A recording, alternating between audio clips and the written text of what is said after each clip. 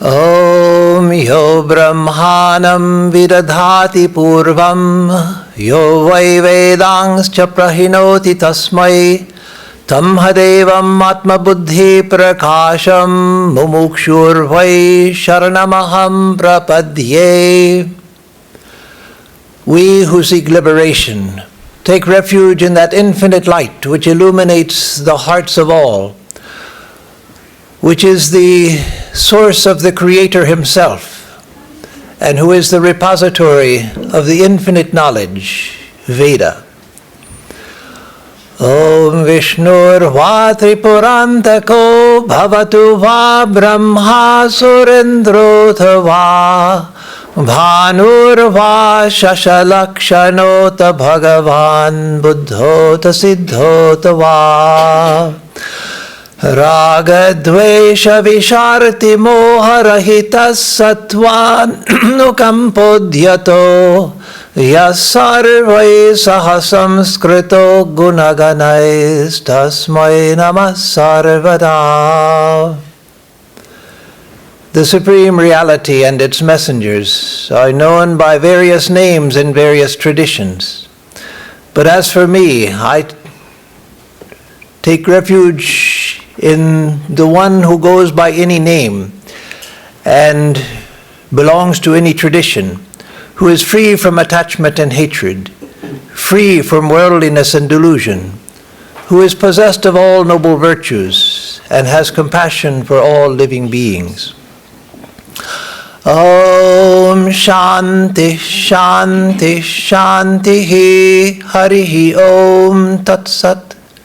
Om, peace, peace, peace be unto us all. It's been too long since I was in Southern California. I was sitting back there waiting for the music to start as my cue to come out. And by 2 or 3 minutes after the hour, I thought, oh, they're not going to have music today, so I just came on out. And then when I got the cue from up there, I remembered that, oh yes, here and in Hollywood, they wait till the speaker comes out and then give the music. So now I'll be ready for next time, if I remember when I'm here next time, which is increasingly unlikely.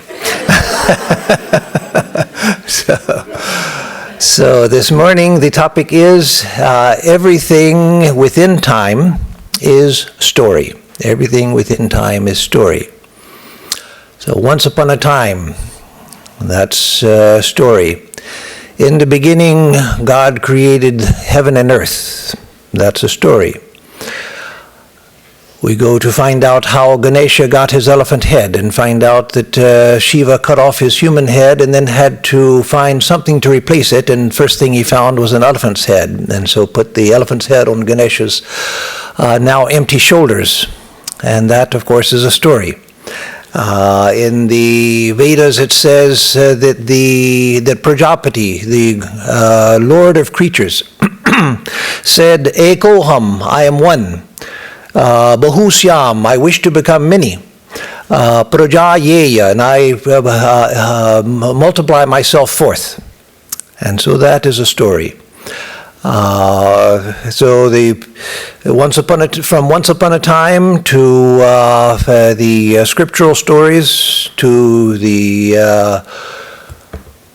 something like what comes to mind, under the spreading chestnut tree, the village smithy stands.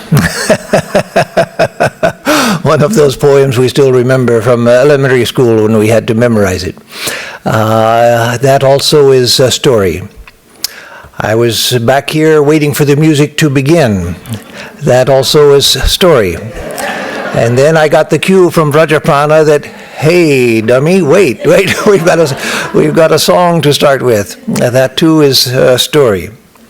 So whether it's a fable, whether it's a fairy tale, whether it's a scriptural story, whether it's a personal story, whether it's a mythology. Mythology is a way of telling truth through story. We have the use of the word myth, meaning, oh, that's just a myth, meaning somebody just made it up, or they're telling a story, trying to pull one over on us. But mythology, of course, is not that. Mythology is a way of telling higher truth. It's kin to poetry. Poetry is a use of language, but it's a deliberate use of language in order to express more than just the words. And so mythology is a way of expressing truth by expressing more than just the storyline. That is, the storyline is there to indicate something which is beyond the story. We have novels, whether it's a romance novel or potboiler or whatever kind of novel it is, or the Charles Dickens or the great novels that we have, ways of telling stories. And we have, of course, nonfiction writing. That nonfiction also is storytelling. In nonfiction, we tell stories. History itself is story. And so sometimes Christians will make a play on the word history to say that history is his story. That is the story of the biblical God. The biblical God's direction of the story of time. That is history. And so history also is story.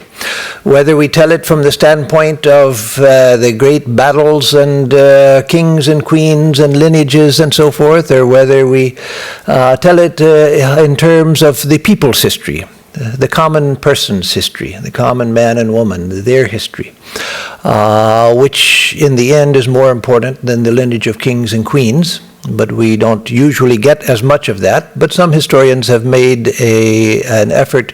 What is it? Oh, Zinn. It finally came to me. Today is one of those days where I can't remember names. And so Howard Zinn, he made an effort to tell the people's history. And so history in one way or another, however it's told, is the telling of story. And poetry tells story, even something like a haiku.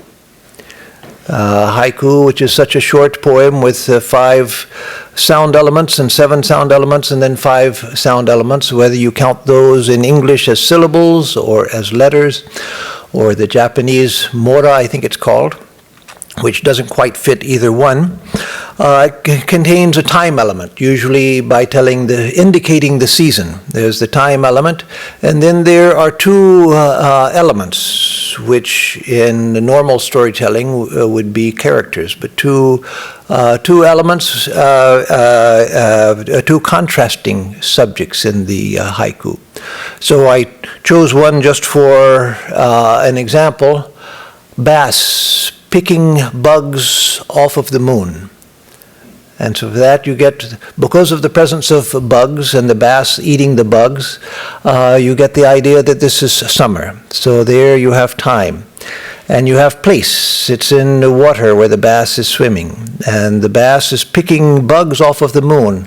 So the beautiful image of the moon reflected in the water, and the bass coming in where there are bugs on the reflection of the moon, and the bass coming up and picking bugs off of the moon. So that also, it may not be a very long story, may not be intricate, but it just gives a beautiful image, which is all haiku is meant to do. But it has time, place, and contrasting elements, the moon and the bass. And so there you have all that you need for a story. And so a haiku is a form of poetry which is meant to indicate more than explicate. And so poetry also is story, whether it's a long epic poem or a haiku or anything in between. They tell stories. We have stories like Alice in Wonderland of Lewis Carroll. Alice in Wonderland, which is, in a sense, it's a nonsense story, but it's nonsense which is full of sense. Nonsense which is full of significance. Swami Vivekananda himself was very fond of Alice in Wonderland and said, I always wanted to write a book like that. And he said that the author, Lewis Carroll, I forget Lewis Carroll's actual name, but his pen name, Lewis Carroll. Lewis Carroll, he said that the author obviously had some sort of insight into a higher truth in order to write a book like that. And later in his life, Vivekananda said that a time comes when you find that causation falls apart. the idea of causation falls apart. And then we see that this world really is nothing but an Alice in Wonderland, where one thing follows another with no sense to it. What does that mean? That means that our idea of causation is imposed by the mind. We'll come back to that. But we impose causation onto the world. We can't see anything, we can't think anything, we can't register anything unless it makes sense to us. And making sense is done through the idea of causation, the line of causation. So Alice in Wonderland also is story, even if it seems to be nonsense, but it is story, full of a higher sense. A joke is a story. Why did the chicken cross the road? Well, you've already got a story. You had the chicken walking across the road, and then you had a reason, the cause for the chickens crossing the road. How many swamis does it take to put in a light bulb? You've got a story. So again, in religion also, you have story everywhere. You've got scripture which is full of story. For instance, the Torah, the Hebrew Bible, the Torah, and the Christian Bible, which the Old and New Testaments, taking the Torah as the Old Testament and the New Testament and the Christian Bible, full of stories. What else is there but story in the Bible? From Genesis to Revelation, you've got a story.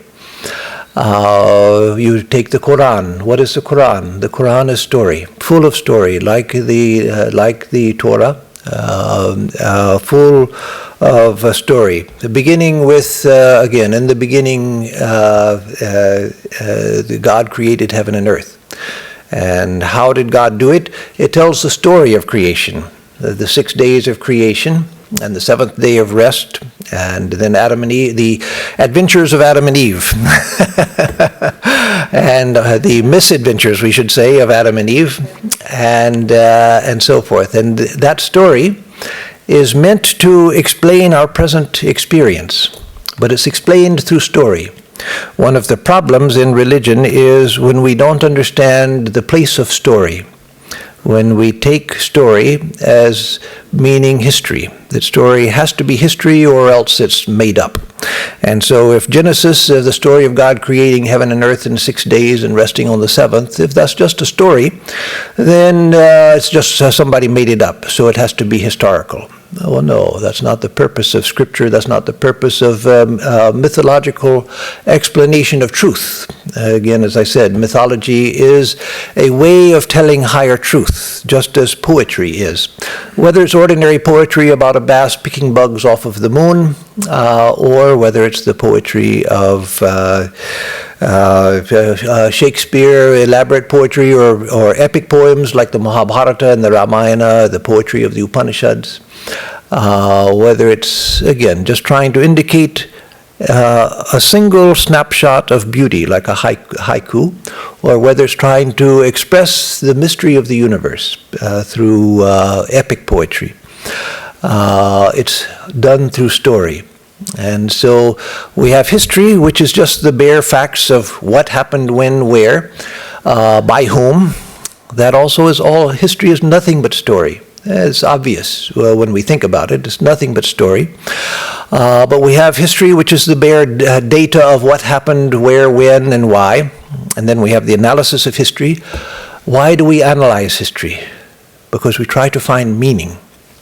To have bare data, this person was here on this date and then went there on that date, and then he punched somebody in the face on that date, and that started a war on such and such a date, and the war ended on such and such a date. That's just data.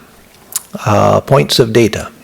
But we analyze it in order to find meaning, to find significance. What is the meaning of that? Why did it happen? Why did he punch the person in the face? Why did he kill the Grand Duke in Serbia and start World War I? And how did it start? So we analyze it in order to find meaning and significance. But history is, in bare history, history as data points, is just the bare facts of time, place, and person, and action. But again, we want more than that. That's not enough. That itself is story, but it's boring story. It becomes meaningful when we begin to read between the lines of the data points, and begin to see why things happened and what it means for us, and how it's that which led to our present world situation. So history is one type of story, then mythology is another type of story, fiction is one type of story. I know people who say, oh, I never read fiction because why would you read about something that's just made up? But one person I know quite well who had that attitude all his life, and his wife who was an English teacher who lived in fiction, not literally, but I knew that what she taught and what she loved was fiction. So that was just a point where they never came together until one day this man read, oh gosh, what is it? It's Quo Vadis? Quo Vadis, yes, that's it, Quo Vadis, yes. Read that, and then suddenly that, it was so meaningful to him that he became a lover of fiction. And so fiction itself tells a story. Why? Just to make something up, just to entertain. Well, some fiction is just to entertain, but most fiction has a purpose behind it. It's trying to show us something about the meaning of life, something about the meaning of character, why people, something about motivation and so forth. But it's all story. So whether it's fiction, whether it's non-fiction, whether it's history, whether it's the analysis of history, whether it's mythology, whether it's a simple joke, whether it's poetry, all of it is story. And all of it is in some sense trying to extract meaning. At least good story does. So religion, you've got scripture, you've got the myth of creation, and you've got history, but meaningful history in religion also. In fact, both the Torah, the Christian Bible, and the Quran are mostly, what they contain is mainly history. History that's meaningful history, of course. History with a point to it, but it's mainly history. If you read the Puranas of India, the classical Puranic scriptural texts, Purana means old. So Purana means, the root meaning of Purana, the word is old. And so the Puranas are stories. The Puranas say that there are several elements that a Purana is to fulfill. And one of them is that it tells about the lineage of kings and queens. It tells of the stories of ancient sages and what they did and what they taught. It tells historical events and so forth. So the main purpose of a Purana is to tell sacred history. That is, to tell sacred story, as the sacred stories. But then when you come to music, what about music? Ray Charles said that he loved country music. You don't usually associate Ray Charles and country music, but he loved country music because he says country music always tells a great story. Country music always tells a great story. And so music also is a different way of storytelling. Sometimes, of course, if it's with lyrics, it can be straightforward storytelling just with the addition of a melody line in order to enhance the story. But even instrumental music oftentimes is storytelling, like the famous Peter and the Wolf, beautiful storytelling through the instrumental Peter and the Wolf, through the Nutcracker, and so forth. Beautiful storytelling. If you listen to like George Winston, the pianist, and his pieces on the seasons, summer and spring, winter into spring or spring into summer, I forget which it is, but a number of pieces on the seasons and on the months of the year. Beautiful. You get a sense when you listen to it, you can feel the season itself. And because there is a melodic line and a development of the music, it is a type of storytelling. And so music also is storytelling. Even nonsense music, or nonsense lyrics, the tune is not nonsense, but the lyrics, like Don McLean's American Pie. It's a song I love to listen to, American Pie, two of my favorite songs to listen to. I don't listen to it often now because anything that you listen to a lot, after a while you look for something else, but I still love, and before the lecture this morning I was listening to American Pie of Don McLean. So, bye-bye, Miss American Pie. What is it, my Chevy to the levee, but the levee was dry? I drove my Chevy to the levee, but the levee was dry. That's it, yes. And and then one of my other favorite songs of all time, I'm revealing too much of myself, but A Whiter Shade of Pale by Procol Harum. I love that. And both of them are nonsense songs. The lyrics are nonsense. People have tried for a generation now to extract meaning from them, and of course people do, because that's the nature of the human mind. But the authors of the song said that no, it was just random things pulling together, things that sounded good together and rhymed, just the association of sounds and phrases and things. But when you listen to it, you have the sense of meaning. It's very interesting when you listen to it, and that's why people have tried to find all sorts of esoteric meaning and deep philosophical significance and everything in these songs, because when you listen to it, all of these phrases and things which are disjointed and they don't really form a story, but the mind tends to fill in a story, hearing these disjointed pieces of pictures of different things.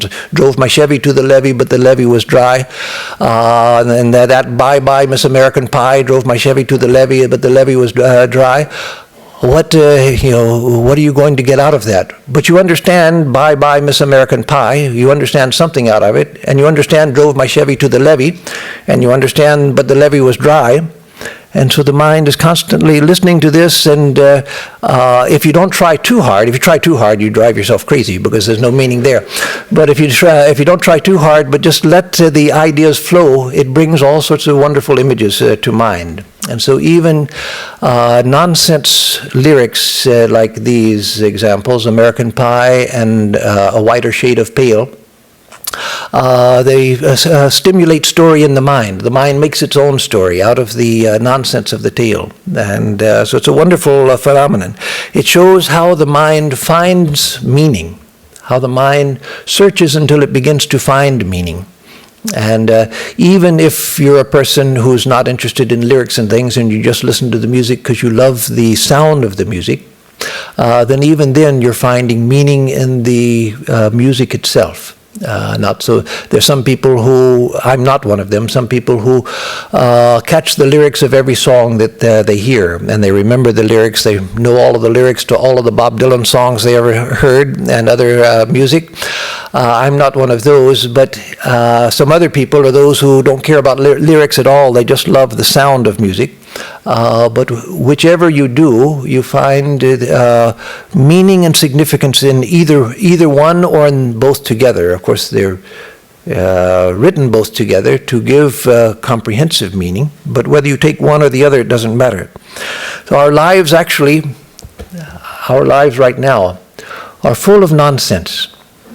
Full of nonsense. And I don't mean the way that some moral critic says, your life is full of nonsense. I don't mean it that way. I'm not being a moralist. But I mean that really, philosophically speaking, our life is full of nonsense right now, but our mind imposes sense on it in order to have a rational life, in order to have a sensible life.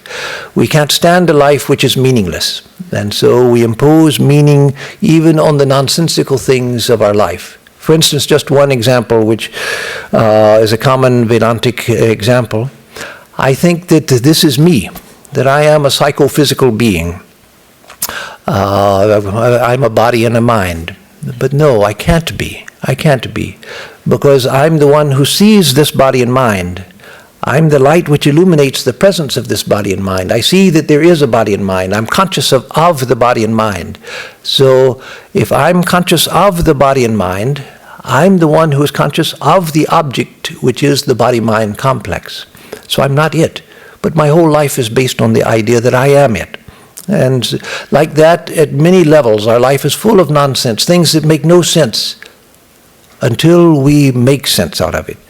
We make sense out of it by ignoring things, by overlooking certain things, by not analyzing things. Everything makes sense.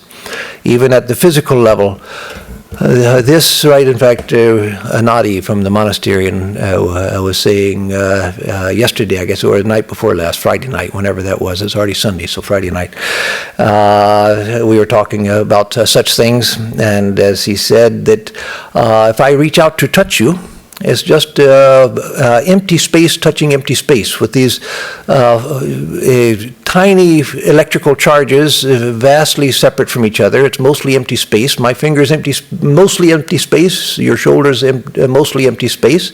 And my finger should go right through. It's only because of electrical resistance, the resistance of the electrical charges.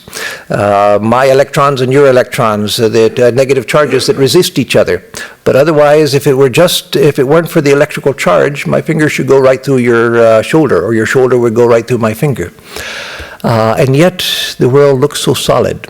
The world looks so real. It looks so solid, so definite.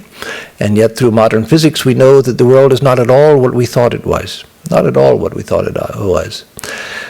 Physicists, of course, and others, physiologists and others, neurophysiologists and others study the various levels of perception and why it is that we see the world we do. So that, again, is trying to find meaning, trying to find a storyline to explain why it is that from the subatomic level, we get a level which is completely different, which really is very strange. When you take this level of experience, the sensory level of experience, and then you see that it's based on the subatomic level of experience. And who knows what the subatomic level of experience is based on.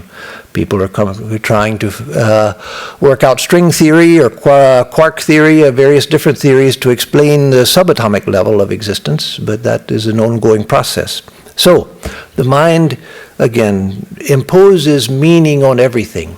And that's why our lives seem to make sense to us. Now, I'm not going to leave you there with a senseless life, because that's a difficult place to remain.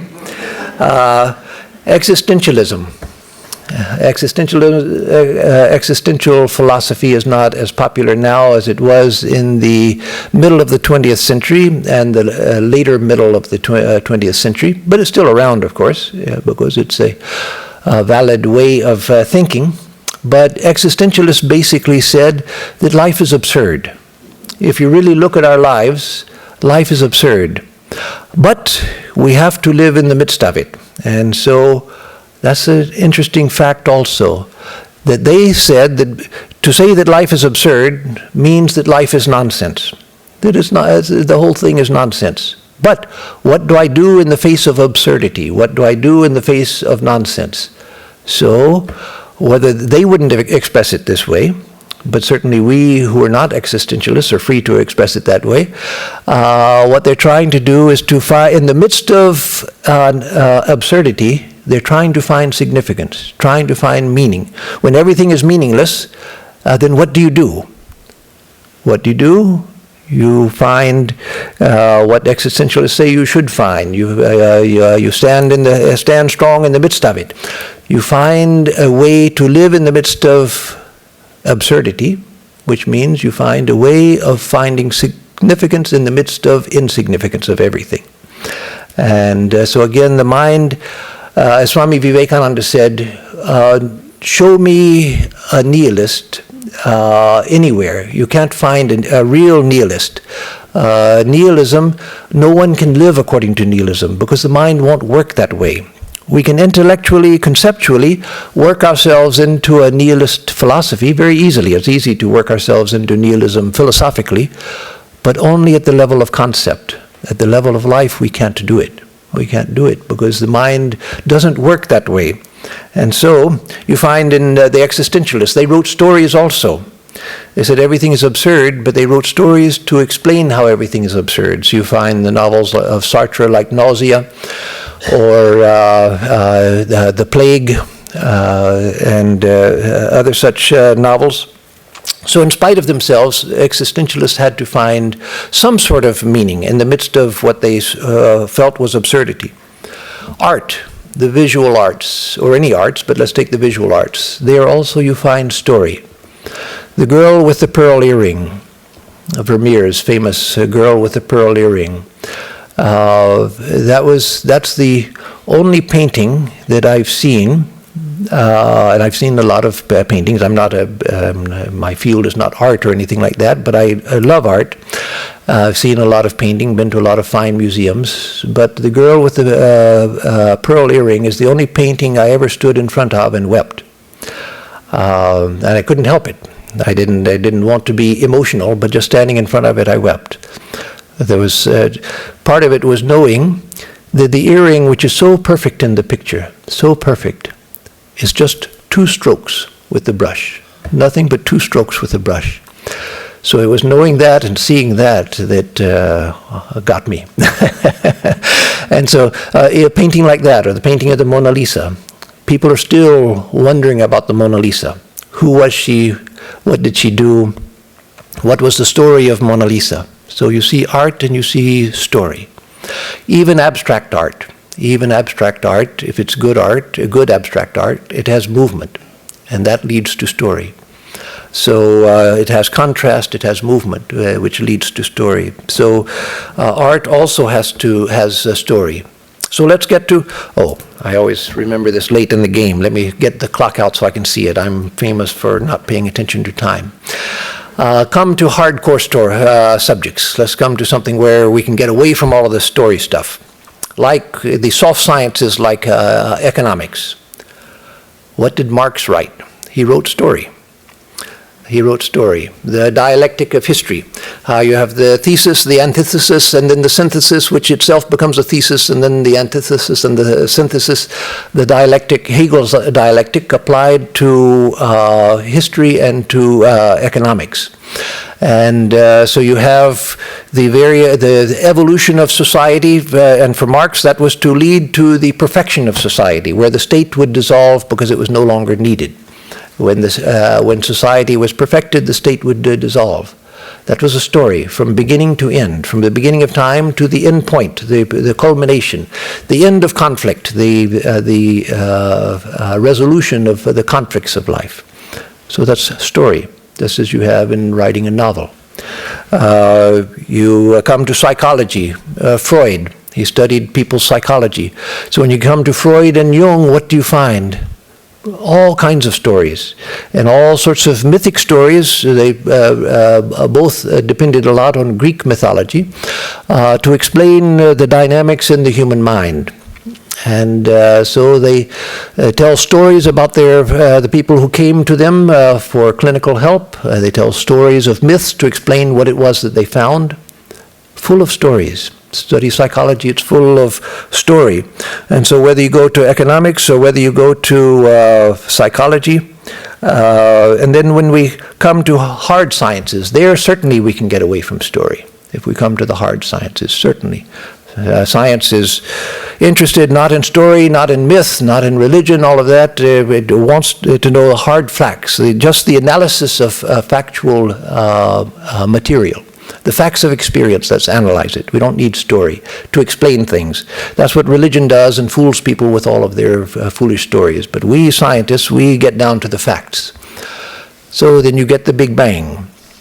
The Big Bang. And then they tell you the first nanosecond after the Big Bang, what happened. After the first microsecond after the Big Bang, then this happened. And then within the first second of the Big Bang, then this had happened. And so you get this whole evolutionary story out of the Big Bang. So cosmologists are full of stories, how things happened.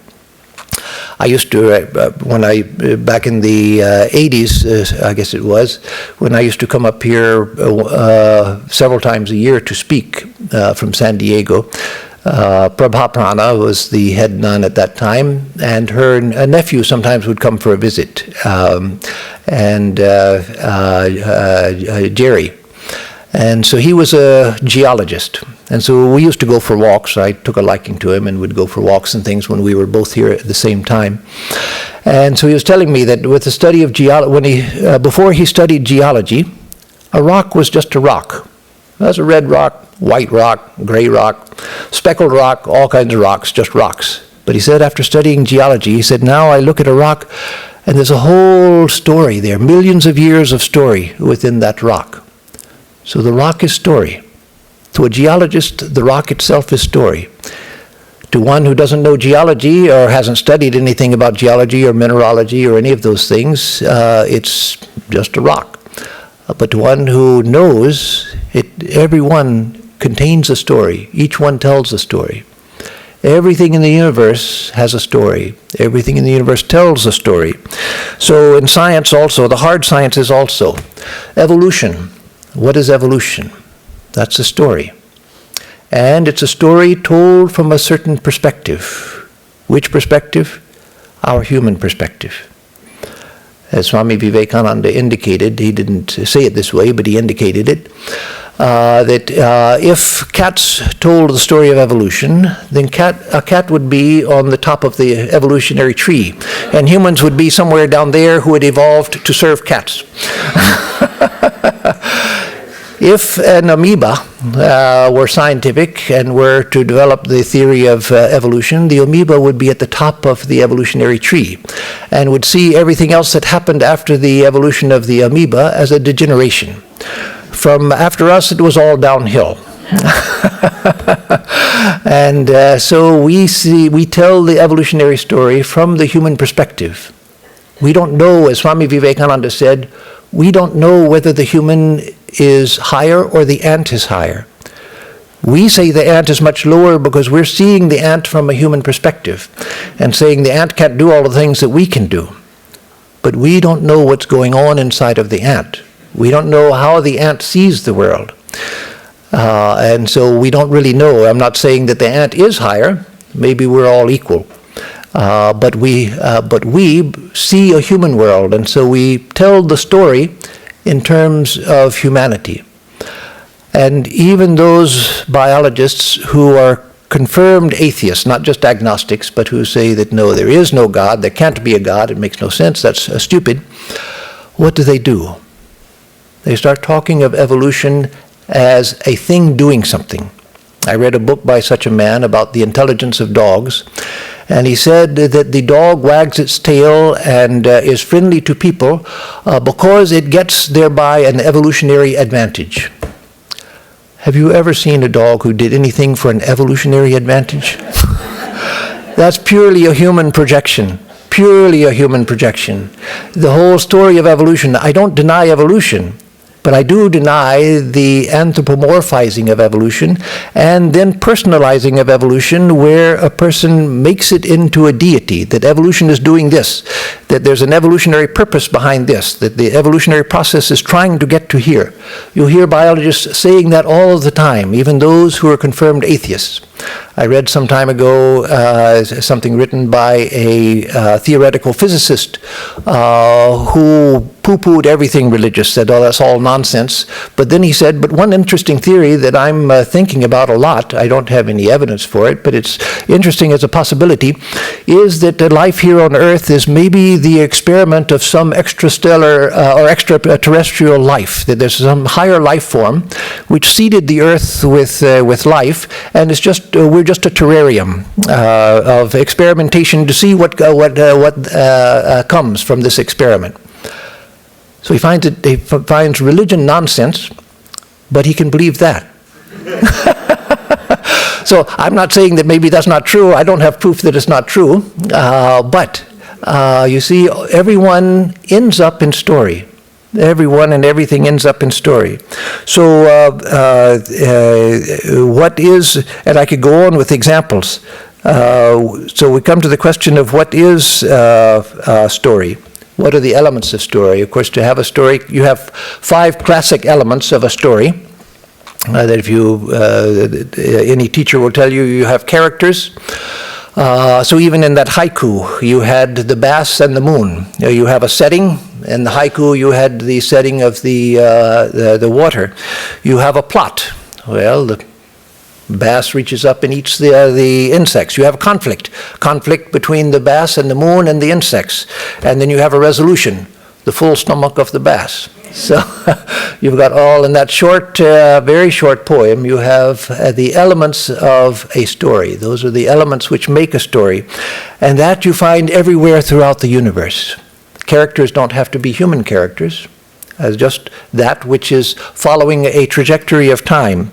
So basically what we come down to is story requires time, space, and causation. Time, space, and causation. That's what's required for a story. It occurs at some time, and it occurs in some place, and the story traces the line of causation. Even the song American Pie or A Whiter Shade of Pale, what's absent from that is a line of causation, but the mind keeps trying to provide it, because the mind is trying to find meaning, trying to find significance in it. And so the mind keeps imagining connections between these disparate things. Because for a story to hold together, we need time, space, and causation. And that's what this is. This is nothing but time, space, and causation. You can't think of anything outside of time. You can't think of anything except by abstraction, but not actually. You can't think of anything outside space. You can't think of anything outside of causation. Even though Vedanta says these are all Maya, that reality is outside of all three. Reality is unconditioned by all three, beyond, transcendent to all three. But in our experience, we can't experience anything outside of time, space, and causation. So time. Once upon a time, long, long ago, space, there was a kingdom where there lived a young prince, and then causation. One day the prince was cursed by a witch and became a frog. So you've got causation. So you've got time, you've got space, you've got causation. You've got that in every story. You've got that in the rock. You've got that in the Big Bang. You've got it in everything. So everything in the universe is story. There's nothing here but story. Nothing here but story. And so it's very helpful to see that a story traces the line of causation through space and time. That's what a story does. It traces the line of causation through space and time. And this is what we call Maya. This is Maya. So what is not story? If everything is story, there is one thing which is not story, and that is the ultimate reality, the transcendent reality. That which we call Brahman, it doesn't matter what you call it, but that in Vedanta is often called Brahman, or it's called the self, because it's who we really are without knowing it. Our real nature is beyond time, space, and causation. Our problem now is that we can't know it because we are so identified with the mind, we can't see outside of the mind. We can't see outside of the mind, and we can't therefore go outside of time, space, and causation. But one day we will, because that's our real nature. So there's no question of escaping story until we escape from relativity itself. By escaping relativity, we escape story. So I'm not, but that sounds like we want to get out of story. Well, no, it's not. The stories are fun. That's why we like to go to movies. That's why we like to sing songs. That's why we like to write poetry. That's why we like to read books and all of that. But ultimate freedom will come when we go beyond time, space, and causation. And then we can really enjoy story. Then all story becomes fun. Until then, we find that life is sometimes fun, and a lot of times it's really hard. I often mention this, and I'm sure I've mentioned it here in past years, that there was that famous book a number of years ago that was Old Age is Not for Sissies. And so, as I like to say, life is not for sissies. Life is not for sissies. Life is hard. And so sometimes it's fun, yes. But life becomes really fun if we can transcend time, space, and causation and see the whole thing as a play. That's the Vedantic or the Hindu view of existence as play, manifestation as play. We can't see that as long as we're stuck in a tiny little frame, a tiny little framework, which is vulnerable and being impinged upon by every other framework within the universe. But if we come to reality, then we can, and even as we move towards it, as the mind becomes a little more free, we begin to see the fun of life. So we can't right now escape from story. So let's learn to use story, and let's learn to understand it. So now I'm coming towards a conclusion. So far, science is a story, history is story, religion is story, the arts are story, literature, everything is story.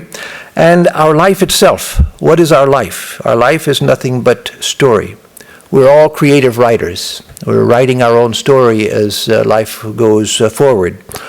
So we all have questions. Who am I? I want to know who I am. I want to know why I'm here. What's my purpose? What's my mission in life? What am I supposed to be doing? Those are very common questions that everybody comes to at some point. Meaning that we're trying to find significance. We're trying to find a thread of significance running through our life. When we feel that our life is just random, it's just meaningless, that just things are happening for no reason, and I'm just suffering things that I don't see any reason for suffering them, and sometimes happy, sometimes sad, and just going up and down for no reason, then life seems so empty, so meaningless, so difficult. Why does such and such a thing keep popping into my life? Every now and then this sort of thing pops into my life. I don't understand why I keep repeating the same experience, why it keeps coming back to me. All of these things, trying to find meaning, trying to find significance to things. So making sense of it. The first time I saw somebody using a cell phone, when I didn't yet know what a cell phone was, I saw someone in the grocery store holding something up to his ear. I didn't expect a telephone, because telephones have cords and everything.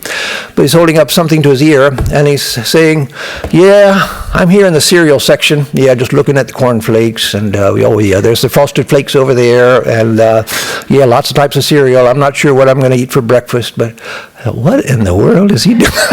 What is going on? Then I finally realized he was talking to somebody on that thing that was up against his ear. And so, of course, it was just something completely insignificant. But what we want to do is to find significance to our lives. And that's not as hard as it might seem, to find significance to our lives. Let's see.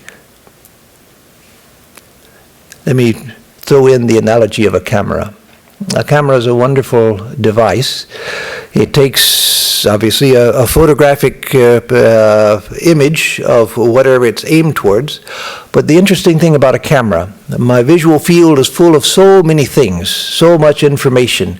But with a camera, I can frame something. I can frame something and find interesting angles, a contrast of colors, contrast of spaces that I don't notice when I'm just seeing everything, because there's too much information. But with a camera, suddenly I can frame and see, oh, this is really interesting right here. And so that's the way we see life also. When we see the whole universe and everything within it, there's so much. And so what we try to do is to find threads of meaning within the larger picture. Yes, the whole thing has meaning, and that's what religion deals with. Good religion deals with that. Bad religion throws all sorts of other stuff in there that we don't need, that just holds people back. But good religion explains the meaning of the whole. But what we need to find are the threads of meaning that are coming through. So our lives, as I said, are stories, and we ourselves are creative writers. And one of the things that we find, all of us find in life, is that when we're looking forward, as we do in life, I mean when we're looking forward in time, when we're going forward, life is confusing. We're presented with options, we're presented with decisions, and we don't know what to do, because we don't see a path in life. It's just all of this stuff. We don't know what to do with it. But if we turn backwards, if we look backwards in time, we'll see the trajectory of our life, and we'll find that there was meaning to it. We'll find that there was meaning. This led to this. That led to that. Then I had this bad experience, but that bad experience eventually led to something good. And then I had this good experience, and it led to this, which was good. And then I had another bad experience. I had a failure. But then I learned this from it. And we begin to see in each of our lives that there is a trajectory of meaning. It's when we look forward that we don't see that. But if one of the things that we need to do is to learn trust, faith in ourselves, faith in the universe. And if you believe in God, in Vedanta you can, or you don't need to, but you can believe in God. If you believe in God, then faith in God, or faith in the wisdom of the universe. That there is something which is a guiding mechanism. that our life is aimed towards something, that we may not know it yet, but we are aiming towards something, then we begin to feel that all I need to do is to participate with life, and the meaning of my life will be revealed. One of the problems for us is that we're looking for big things. When we're looking for meaning of life, I want to be a big shot, and so I want to do something big, and I want to be famous, and if I don't get that, I think my life is meaningless. No, don't look for big things. Look for meaning in the little things. Look for meaning in the development of character. Look for meaning in the development of goodness and kindness. Look for meaning in the help that you can give to other people, the push forward that you can give to others.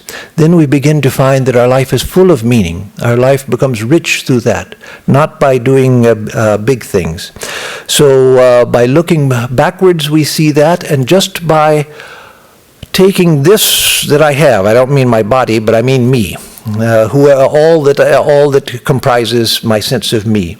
Take that as the raw material of life that I have. And what I have to do is to shape that. And by doing that, I'm a creative writer. I'm writing the story of my own life. I become a participant. Yes, there may be the wisdom there is the wisdom of the universe.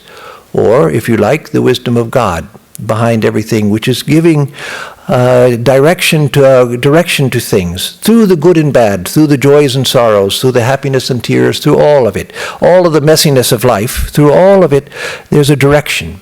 And if we have faith in that, and know that my part is to participate, then I become a co-writer, a co-creator of the life that I have. I begin to find something. Swami Vivekananda, now it's real conclusion time. Swami Vivekananda said that more and more I find greatness in the worm. I admire the greatness of the worm, who quietly goes about its daily life, doing what it's supposed to do. And in another place he said that I see all of you, Swami Vivekananda speaking, I see all of you as my Christs. Each of you, which one of you does not carry your own cross, your own burden through life? Each of you is carrying your own cross through life, that is your own burden, in a heroic way. Heroism doesn't mean offering yourself on the battlefield or doing something great like that. If that occasion comes, then yes, sometimes it comes to a few people. But there's the heroism of daily life, facing the challenges of daily life, having the courage to face the challenges of daily life, because I know that underlying this universe there is a supreme meaning, a transcendent meaning which doesn't change, and that is where eventually I'm going. And so let me wend my way little by little steps of personal transformation, by little acts of kindness, little acts of goodness, by learning to more and more to bring the mind into a harmonious state so that I can see more and more clearly.